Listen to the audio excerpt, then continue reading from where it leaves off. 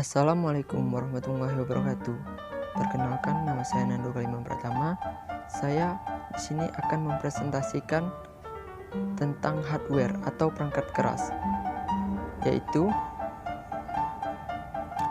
perangkat keras atau hardware merupakan suatu komponen yang bersifat fisik, yaitu suatu komponen yang dapat dilihat dan disentuh, dan di setiap perangkat mempunyai fungsi tertentu, yaitu sebagai berikut: alat input, alat proses, media penyimpan data, dan alat output. Alat 1. Alat input. Alat input berfungsi memasukkan data berupa huruf, angka, simbol, suara, atau gambar ke dalam komputer. Yang termasuk alat input yaitu keyboard, mouse, joystick, scanner, touchpad, trackball, web kamera, dan mikrofon. Pertama, keyboard. Keyboard merupakan alat untuk mengetik data berupa huruf, angka, atau simbol tertentu ke perangkat lunak atau sistem operasi yang dijalankan oleh komputer. Mouse. Mouse merupakan alat peranti penunjuk yang digunakan untuk memasukkan data dan perintah ke dalam komputer selain papan ketik. Selanjutnya, joystick. Joystick merupakan alat masukan komputer yang berwujud tuas yang dapat bergerak ke segala arah. Alat ini dapat mengirim sinyal arah sebesar 2 atau 3 dimensi ke komputer. Selanjutnya, scanner. Scanner merupakan sebuah perangkat yang berfungsi untuk mengkopi atau menyalin dokumen fisik berupa teks atau gambar yang kemudian dapat disimpan ke dalam perangkat PC, komputer, atau laptop.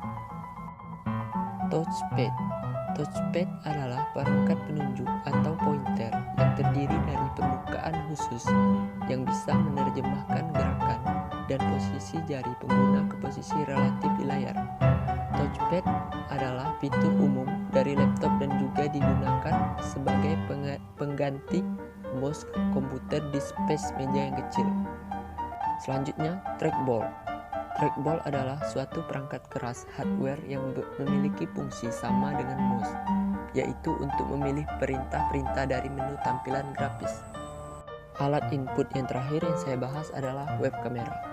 Web kamera merupakan perangkat yang berupa sebuah kamera digital yang dihubungkan ke komputer atau laptop, layaknya kamera pada umumnya. Sebuah webcam dapat mengirimkan gambar-gambar secara live dari manapun ia berada ke seluruh penjuru dunia dengan bantuan internet. Oke, yang kedua, Central Processing Unit atau CPU. CPU merupakan perangkat keras yang berfungsi sebagai alat proses dan utama pada komputer. CPU dapat disebut sebagai otak komputer karena CPU mengatur semua aktivitas dan jalannya semua program termasuk aplikasi atau software di dalamnya. Berikut ini yang termasuk alat-alat proses. Yang pertama adalah motherboard atau mainboard. Motherboard merupakan sebuah printed circuit board atau PCB yang bertindak sebagai tulang belakang pada sebuah komputer. Sebab motherboard menyediakan sebuah konektivitas elektrik yang disebut bus, sehingga semua komponen dan perangkat eksternal pada motherboard tersebut dapat terhubung. Yang kedua ada prosesor. Prosesor atau mikroprosesor adalah sebuah perangkat keras yang menjadi otak sebuah komputer. Dan apabila PC tanpa prosesor, maka PC tidak dapat dijalankan. Prosesor sering juga disebut sebagai pusat pengendali atau otak komputer yang didukung oleh komponen lainnya. Yang ketiga ada memori. Memori merupakan bagian dari CPU yang berfungsi untuk menyimpan instruksi-instruksi. Memori dibedakan menjadi dua, yaitu 1.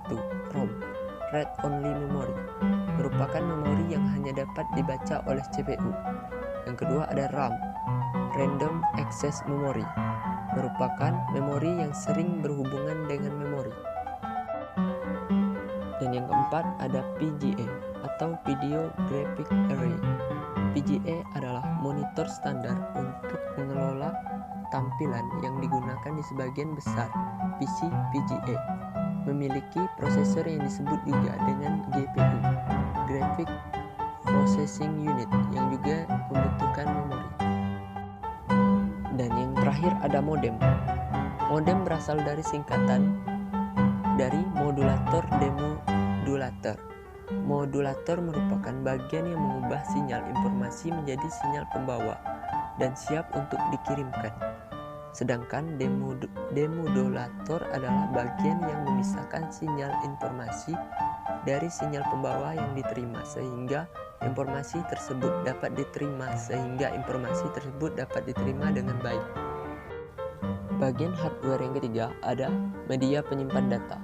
Media penyimpan data adalah alat penyimpan data yang berfungsi sebagai alat atau media untuk menyimpan data dan program di mana data atau program yang disimpan tersebut bisa dibaca dan dibuka kembali untuk diproses kembali di komputer atau laptop. Berikut macam-macam media penyimpan data. Penyimpan magnetik atau magnetic disk. Penyimpan magnetik merupakan media penyimpan yang termasuk ke dalam penyimpan sekunder yang paling banyak dipakai pada sistem komputer modern. Macam-macam media dari magnetic disk. Disket. Disket merupakan sebuah media penyimpan yang bersifat removable. Artinya, media penyimpan ini bisa dilepas dan dipasang dengan mudah. Selanjutnya, hard disk.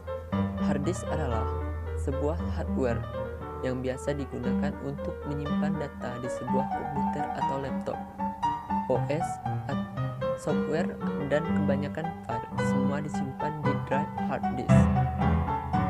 Dan selanjutnya, flash disk.